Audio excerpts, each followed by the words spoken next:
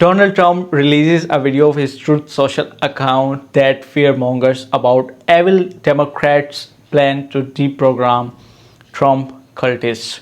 Here's a video that today I'm going to react on it. Please make sure to subscribe my channel if you're interested. I'm from Asia. I do reaction on political videos of US. I'm learning US politics, you can say that. So let's dive into the video. Let's see what is interesting in this video. Please watch video till the end. I give my reviews in the end of the video. Here we go. Donald Trump released a disturbing video to his Truth Social account that desperately attempts to convince his followers that they shouldn't listen to what everyone says. They're not in the cult, everyone else is in the cult, and they're going to try to brainwash you to be in the cult. What is that video? Let's see. Please subscribe my channel and subscribe.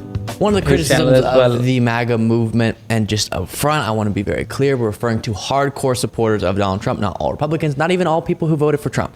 The MAGA ride or die folks. And people point out correctly that this population exemplifies many of the characteristics of a cult. The attachment to one man and his personality, the blind belief in his every word, the belittling of any widely accepted as credible source, the narrative that everyone else in the world is lying and Trump is the one person telling the truth, and on it goes. Well, Donald Trump doesn't want his followers to feel insecure about this criticism. So as every good cult leader does, he says, so you're concerned you might be in a cult, which I don't even think they are concerned with that. He cares if about you his are, followers. No, it's Hillary Clinton and the Democrats who are going to try to brainwash you to be in a cult. That's what he tries to do in the video that you're about to watch. Take a look. With Trump taking a commanding lead and Bidenomics hurting American families, genius Hillary Clinton has come up with a way for Biden to win. There needs to be a formal deprogramming of the cult members. Formal deprogramming of the cult members. Deprogramming of the cult members. A brilliant plan. And here's what that would look like. Pay attention. Joe Biden will defeat him. This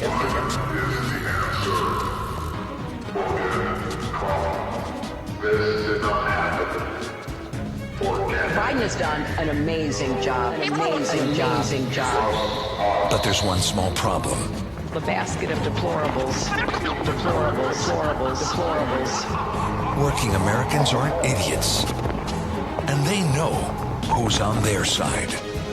To American workers watching their take-home pay shrink and watching inflation destroy their family and their lives, to all of you, I have your back. I'm Donald J. Trump, and I approve this message. Yikes.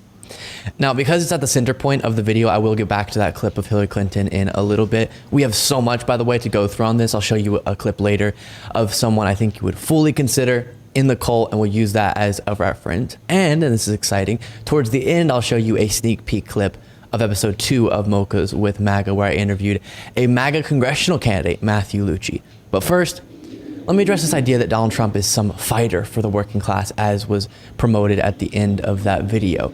No matter how many times he disingenuously uses pro-working class language, that doesn't cover up his record. Let's compare Trump and Biden. Trump took over what was widely regarded as a solid economy, still lots of issues, but was growing, and all the expectations were that it would continue to.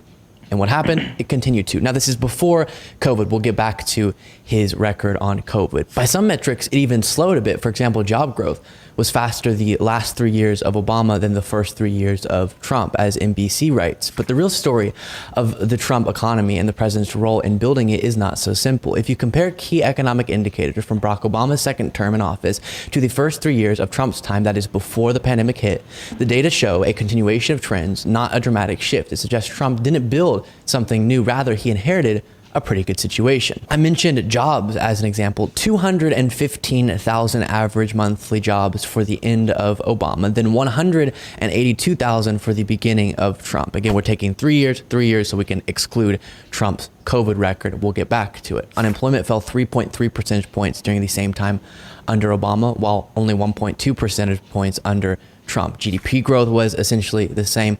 Now, to be fair, the stock market did do really well under Trump, which isn't super surprising when the top 10% earners own 70% of the stock market, and Trump had very pro 10% policies. Doesn't mean we don't want the stock market to do well. We do.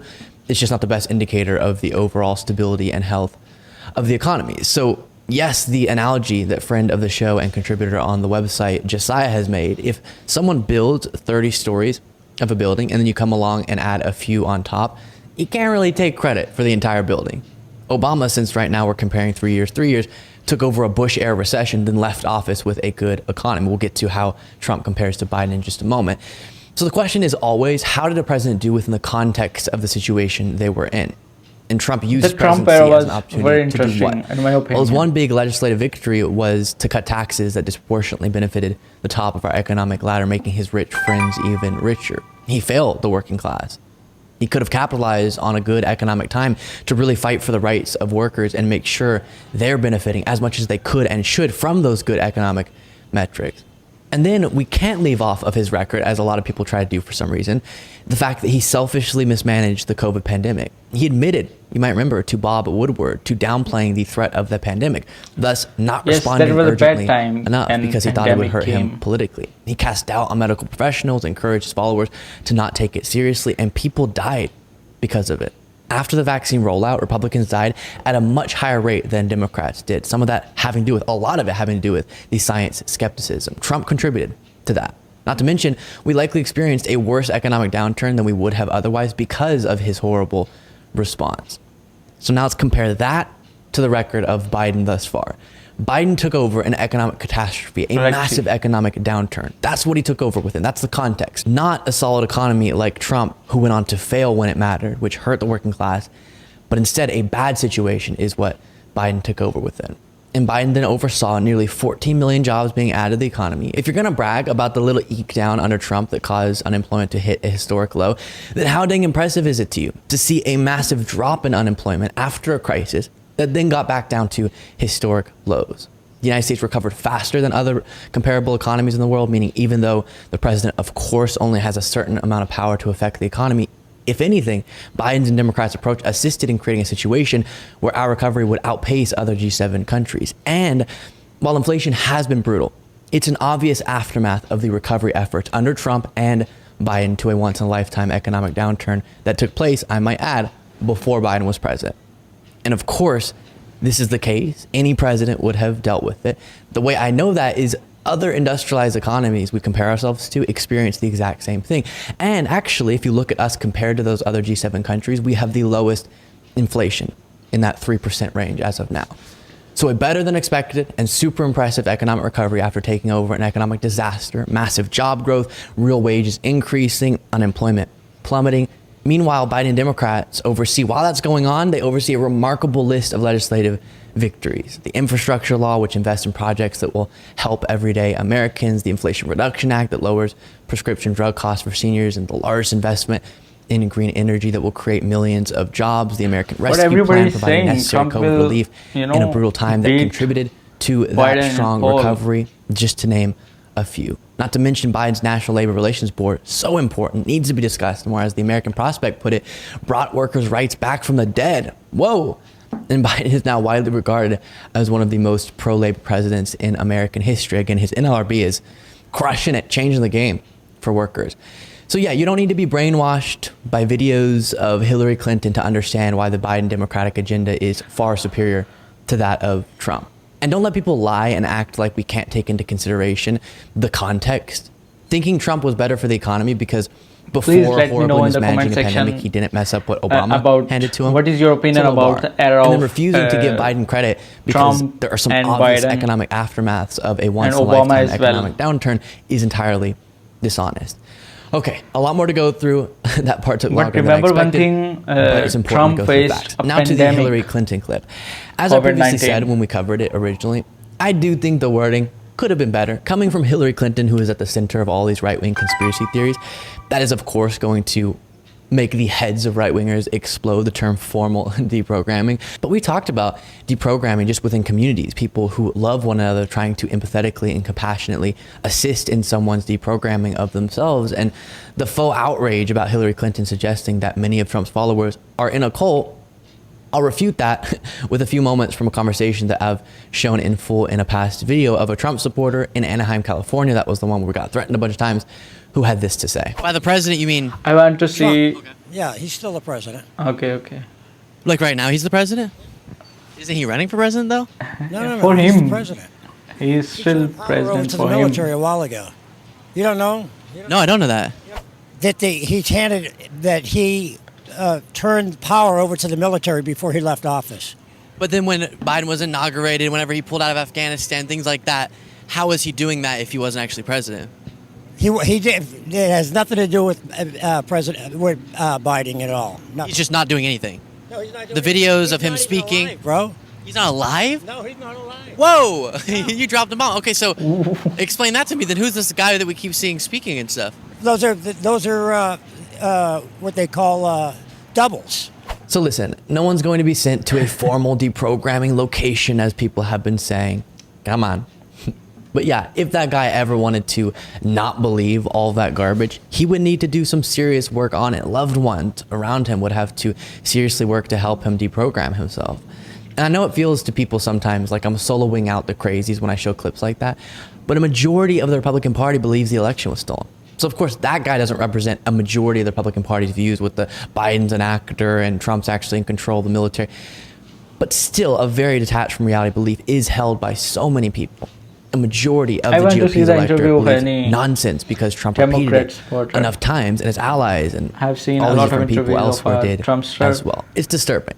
I want So to see while interview sure you of can any get all upset about Hillary Democrat. Clinton pointing those facts out, even if not in the best wording, it is a real concern, and that's serious and something we should talk about. I've talked to more Trump supporters, probably even than most Republican politicians. I've now gone to so many events on the ground, and on and off camera, we'll talk. Sometimes after the interview, people will stand there and we'll talk for like 10 minutes as I just try desperately to reach them and usually fail. And in all of those conversations, as I accumulate more of them and get more of that experience, I've only become more avid about the belief that for many of the supporters, it is a cult. It doesn't mean we dehumanize anyone. It doesn't mean we don't want to also fight for them to have health care, but it's just acknowledging a fact. And let me now use a less severe example if you feel like, oh, you're straw manning them by using a guy who's saying that Trump is in control of the military or whatever. I referenced the election being stolen. Let's do a different example. The Republican Party has proclaimed to be the most for the Constitution party for as long as I can remember. And now in the name of loyalty to Donald Trump, many are willing to shred it, just give up on it. Here's Mitt Romney, by the way, calling this out. I don't think I've heard a single member of my caucus, the Republicans in the Senate, say, you know, Donald Trump is great. Aren't we lucky to have him as our leader? Donald Trump represents a failure of character, which is changing, I think, in many respects, the psyche of our nation and the heart of our nation. And that's something which takes a long time, if ever, to repair. Is saying a very large portion of my party really doesn't believe in the Constitution. How did you come to that damning conclusion? When former President Trump said we should set aside the Constitution and reappoint him as president, why, you had Republicans cheer that. It's like, wait a second. This is What the leader if he of our becomes party a saying we should president put again aside the in Constitution. 2024? How can you believe you're following the Constitution if that's the case? Waiting I for do get election, death threats. bro. And her feeling was I would not be safe and I shouldn't go. And I said, What do well, you think? What will this is happen a in 2024? constitutional moment. This is a What is time the when I future of have to be Trump? there. And he's exactly right. If you don't believe me or Mitt Romney, take it from Donald Trump himself, who said it on Truth Social. And actually, instead of me reading it once again, I have a clip to play for you where I read Trump's call for the termination of the Constitution to a MAGA congressional candidate, Matthew Lucci. This is a sneak peek of episode 2 of Mochas with MAGA, which is coming soon. A lot's been going on, so we've been sort of behind, but I'll give you a specific date very soon.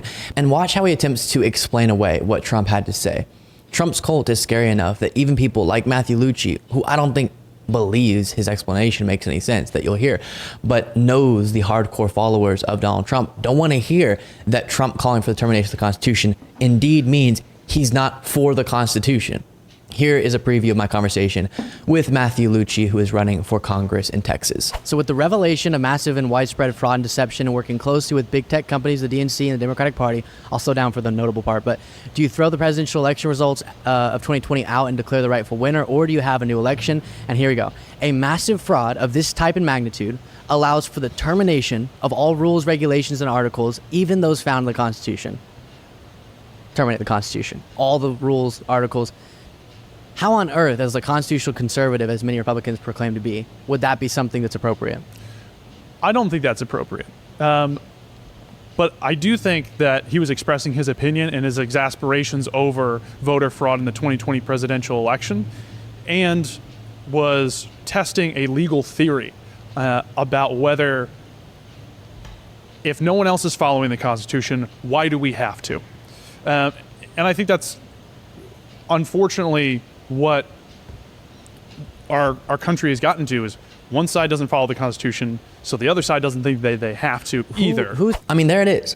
If a movement can be so loyal to one man that people trying to win over that movement, such as Matthew Lucci, have to bend themselves into logical pretzels, we're in a tough spot. Calling for the termination of the Constitution doesn't mean anything other than Trump is not for the Constitution. And using his lies about the election to justify calling for that doesn't make it any better. This was a video. What you have to say about the Trump era, the Biden era, and Obama's era? You can tell me in the comment section. Let's have a review on the comments related to this video. Someone is saying, I'm voting blue as always. I hope that the vast majority of Democrats get out to vote and end the Trump cult. What is going to happen? I can see a lot of comments, they all are hating Biden, and a lot of comments they are hating Trump. I don't know. Are you supporting Trump or Biden? Please tell me in the comment section. Let's have another comment. Trump supporters always rave about Trump's economy. Yes, I have seen a lot of people saying that the economy was good. But what I remember about his economy was long lines at food banks, stores having empty shelves, millions of out of work, and millions of businesses closing. I think that was an era, that era was, pandemic time. That was time when COVID-19, that dangerous COVID-19 came. It was very difficult to hold the economy for every president of every country. I think it was a world war against COVID-19. But you can judge better because you are a citizen of US. Please make sure to subscribe my channel so that we can meet again. It was an interesting video, and the situation becoming interesting day by day when the elections are coming near the 2024. Let's see what happens. I hope everything will be all right. Make sure to subscribe my channel so that we can meet again. Till then, bye bye.